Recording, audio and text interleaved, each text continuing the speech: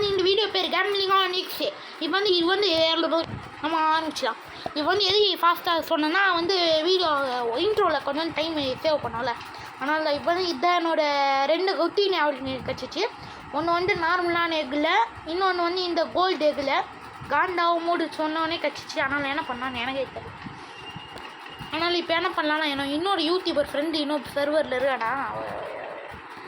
Okay, இதுதான் last golden egg. என்ன கிடைக்குதுன்னு பால லாஸ்ட் கோல்டன் எக்கில் ஆர்மீனியன் பாடி பில்டர் நீ கரெக்டா சொன்னாலே.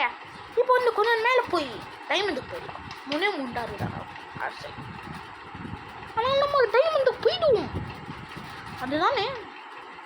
ஓகே, ஸ்கூட்டிங்கில் ஸ்கூவாலோ கவியலோ அது தெரியுது. என்ன இருக்குன்னு பாருங்க.